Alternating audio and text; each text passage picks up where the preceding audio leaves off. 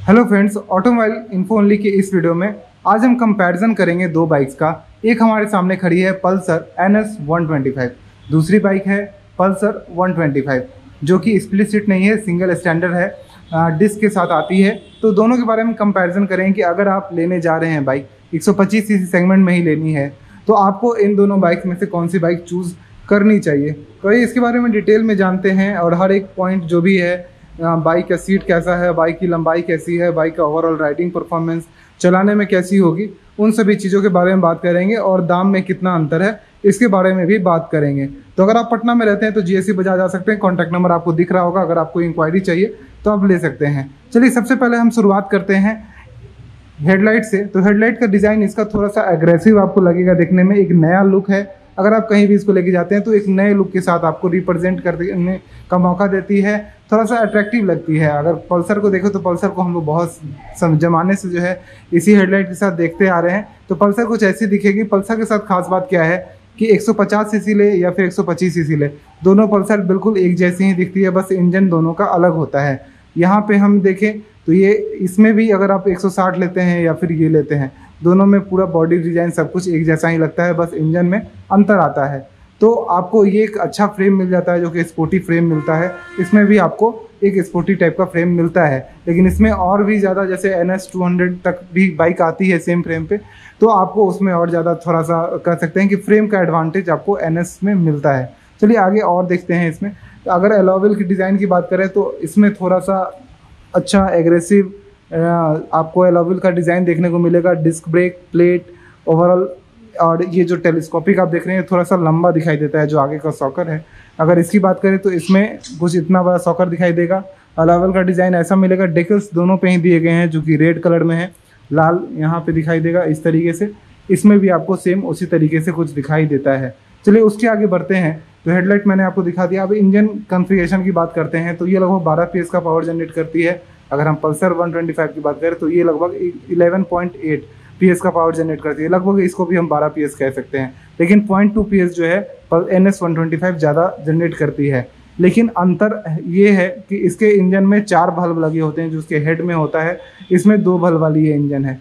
तो कहीं ना कहीं जो इनिशियल पिकअप होता है वो आपको कहीं ना कहीं NS 125 में ज़्यादा मिलेगा। जो शुरुआती पिकअप है वो आपको NS में ज़्यादा मिलता है कंपेरेटिवली पल्सर के, क्योंकि ये इसका डिज़ाइन जो है एक स्पोर्टी जैसे 160 जिस तरीके से इंजन डिज़ाइन की गई है 4 बल्ब के साथ, उसी तरीके से इस इंजन को भी लगभग बनाया गया है। तो आपको इसके पिकअप में थोड़ा सा ज़्यादा अच्छा महसूस होगा।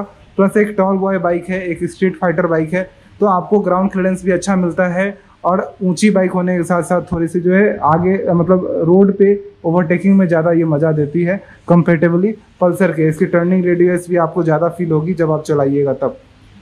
उसके आगे बढ़ते हैं तो दोनों में ही आपको 5 गियर ट्रांसमिशन मिल जाते हैं। टॉर्क की बात करें तो टॉर्क आपको इस पल्सर में मिल जाता है 10.8 न्यूटन मीटर का टॉर्क। अगर इसकी बात करें तो आपको इसमें 11 न्यूटन मीटर का टॉर्क मिलता है, तो 0.2 न्यूटन मीटर का टॉर्क भी आपको यहाँ पे ज़्यादा मिलता है। लेकिन वो ज़्यादा मायने नहीं रखता है, ज़्यादा मायने ये रखता है कि दोनों बाइक्स में ये बाइक एक 4 वाल्व इंजन है 5 गियर ट्रांसमिशन के साथ, थोड़ा सा ज़्यादा शुरू में आपको ज़्यादा पिकअप यहाँ पे देती है कंपेरेटिवली पल्सर। दोनों बाइक में ही आपको किक स्टार्ट ऑफर किया जाता है जो कि यहाँ पे आप देख रहे हैं इधर, और अगर हम इसमें भी देखें तो किक स्टार्ट आपको दोनों में ही ऑफर कर दिया जाता है। इसका फ्रेम बॉडी इस तरह से आप देख सकते हैं, इसका फ्रेम बॉडी। तो इसका जो सीटिंग पोस्चर है वो भी आपको स्पोर्टी मिलेगा, क्योंकि आगे की तरफ यहाँ ब्रेक दिया गया है और ठीक टैंक से थोड़ा पीछे दिया गया है। अगर इसकी बात करें तो ठीक टैंक के यहाँ नीचे दिया जाता है, तो ये अंतर आती है अगर आप NS लेते हैं तो। प्लस इसका जो पिलियन सीट है वो भी उसका सीटिंग पोस्चर भी स्पोर्टी है, तो यहाँ पे ये नीचे की ओर पैर रखने का जगह दिया जाता है आराम से। अगर इसमें कोई बैठता है तो ये मॉडर्न लोगों की, जैसे कि अगर पीछे कोई पिलियन बैठता है तो ज़्यादातर उसको दोनों तरफ पैर करके ही बैठने में कंफर्टेबल फील होगा। अगर कोई एक साइड पैर करके बैठता है तो उसको कंफर्टेबल फील नहीं होगा, जो कि इसमें बाय डिफ़ॉल्ट जो है लेडीज़ फुट रेस्ट यहाँ पे दिया रहता है लगा के, तो ये थोड़ा सा ज़्यादा कंफर्टेबल है फैमिली यूज़ के हिसाब से। लेकिन इसको अगर देखें तो एक स्पोर्टी बाइक है और आपको उस तरीके से आप इसको देख सकते हैं। बाकी गियर शिफ्टिंग की बात करें जिसमें सिंगल साइड गियर शिफ्टर आता है जो कि आगे से ही एक नीचे और 4 ऊपर आपको गियर शिफ्टिंग यहाँ पे देखने को मिलेगी। दोनों बाइक जो है इलेक्ट्रॉनिक कार्बोरेटर के साथ आती है, तो यहाँ पे आपको तेल बंद चालू करने का जो है वो भी आपको दिखाई देगा। तो दोनों में ही नॉब दिया गया है, यहाँ पे इसमें देख सकते हैं। और यहाँ पे भी मिलेगा आपको। तो दोनों में फ्यूल बंद चालू दोनों का नॉब दिया गया है। लेग गार्ड का डिज़ाइन थोड़ा सा यूनिक आपको देखने को मिलेगा NS में, क्योंकि और इसका देखिए ये फ्रेम भी जो है थोड़ा सा अलग तरीके से डिज़ाइन किया गया है। हालांकि ये आपको कुछ अलग ही मिलेगा। आप देखिए कितना मतलब अच्छा लगता है ये फ्रेम, लगता है कि मोटा सा कुछ स्पोर्ट्स बाइक जैसे हम लोग देखते हैं, मतलब जो रेसिंग में यूज़ की जाती है उसी तरीके से ये दिखाई देती है। आगे जो ये आपको ग्रिल दिख रहा है ये इसलिए लगा है क्योंकि ये NS 160 में भी इस्तेमाल की जाती है, तो उसमें एक वॉइल कूलिंग सिस्टम लगा रहता है, लेकिन इस बाइक में उतना कुछ ज़रूरत नहीं है, तो यहाँ पे हमें वो नहीं दिखाई दे रहा है। आगे बढ़ें अगर हम, तो इस बाइक में आपको जो साइलेंसर मिलता है वो नॉर्मल जैसा कि हमें 150 में मिलता है और सभी बाइक्स में मिलता है, बाहर निकला हुआ जो साइलेंसर होता है वो इस डिज़ाइन का। लेकिन अगर NS की बात करें तो यहाँ पे आपको मिलता है अंडर बेली एग्जॉस्ट, जो कि KTM's की बाइक में सबसे पहले हमने देखना शुरू किया था, फिर सभी बाइक्स में यहाँ पे हमें देखने को मिली। और आज के डेट में अंडर बेली एग्जॉस्ट जो कि यहाँ तक रहता है साइलेंसर इसका अंदर से, और अंदर में ही ख़त्म हो जाता है। तो इसका जो साउंड होता है वो थोड़ा अलग होता है। ये स्पोर्ट्स बाइक जैसा साउंड आपको यहाँ पे सुनने को मिलेगा जब आप इस बाइक को चलाते हैं। तो थर्ड चीज़ हो जाता है, जब आप शॉकर की बात करेंगे तो रियर में आपको यहाँ पे 7 step adjustable monoshock shock absorber gas charge मिलता है, जो कि नाइट्रोक्स गैस चार्ज आपको यहाँ पे देख रहे हैं लिखा भी हुआ है। तो ये शॉकर थोड़ा सा ज़्यादा अच्छा फील देता है। सेंट्रल जो बीच वाला जो शॉकर होता है ये स्पोर्ट्स के हिसाब से डिज़ाइन किया रहता है, थोड़ा सा ज़्यादा अच्छा फील देता है। आप किसी भी स्पोर्ट्स बाइक में इस तरह से जो है डबल शॉकर नहीं देखिएगा, लेकिन इसको क्योंकि बनाया गया एक फैमिली पर्पज़ से भी आप अच्छा से इस्तेमाल कर सकते हैं, तो उस हिसाब से इसमें डबल शॉकर यहाँ पे मिलेगा। ये भी 5 स्टेप एडजस्टेबल होता है, 5 वे में इसको एडजस्ट कर सकते हैं। बाकी टायर हैगर की बात करें तो यहाँ पे आप देखिए सॉलिड आपको टायर हैगर आपको यहाँ पे देखने को मिलेगा, डबल, जो कि यहाँ पे भी है और यहाँ पीछे की ओर भी आपको दिखाई देगा। यहाँ पे आपको सिर्फ यहाँ पे टायर हैगर दिखाई देता है। फुटरेस्ट के मैंने दिखा दिया।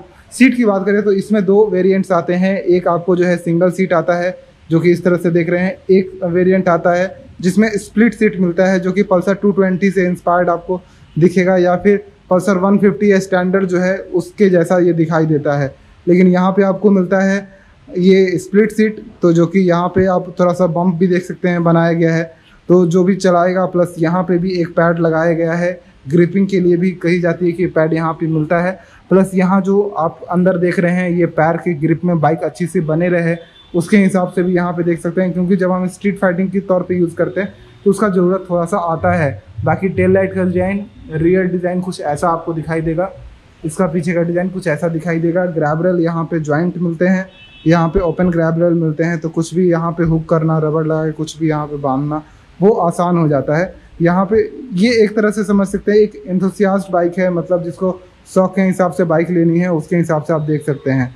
हैंडलिंग और पूरा इंस्ट्रूमेंट कंसोल आपको ऐसा कुछ दिखेगा एनालॉग डिजिटल में, जिसमें बहुत सारी चीज़ें एनालॉग में और डिजिटल में आपको दिखाई देंगी। और फ्यूल टैंक की बात करें तो 10 लीटर से ज़्यादा का ही फ्यूल टैंक दोनों में ही मिल जाता है, तो इसमें तो कोई डिस्कशन की बात नहीं है। तो मेन टॉपिक अगर हमारा आता है तो हम दोनों में से कौन सी बाइक ज़्यादा चूज़ कर सकते हैं। तो अगर आपको सिर्फ स्पोर्ट्स पर्पज़ के हिसाब से देखना है तो आप NS को ले सकते हैं। अगर आप एक नॉर्मल फैमिली पर्पज़ के हिसाब से देखते हैं तो आप पल्सर 125 को ले सकते हैं, क्योंकि ये लगभग 20,000 रुपये सस्ती आती है इस बाइक से। दोनों ही 125 सीसी की इंजन है, तो कहीं ना कहीं क्योंकि ये 2 वाल्व इंजन है तो पावर कम निकालती है, तो थोड़ा सा माइलेज आपको हो सकता है 2-3 किलोमीटर इसके कंपैरिजन में आपको ज़्यादा मिले। माइलेज के लिए आप माइलेज टेस्ट की वीडियोस भी देख सकते हैं, उसमें आपको एग्जैक्ट पता चल जाएगा कि ये बाइक कितना माइलेज देती है, ये बाइक कितना माइलेज देती है। प्लस इस बाइक के हिसाब से अगर देखें तो इसको अगर आप कॉलेज अभी जा रहे हैं और इस नज़रिए से लेना है कि अभी आप 12 आपने किया है और कॉलेज जाना शुरू करना है, उस तरीके से आप अगर देखना चाहते हैं तो थोड़ा सा स्टाइलिस्ट भी हो जाती है। थोड़ी सी कम सीसी के इंजन से आपको अच्छा माइलेज भी मिल जाएगा, और 160 और 200 जो NS का है उसका लुक भी आपको सामने से मिल जाता है। लेकिन अगर आप पल्सर लेते हैं तो पल्सर ठीक है 125 सीसी की है, लेकिन मैक्सिमम लोग इसको 150 सीसी सेगमेंट तक ही समझते हैं।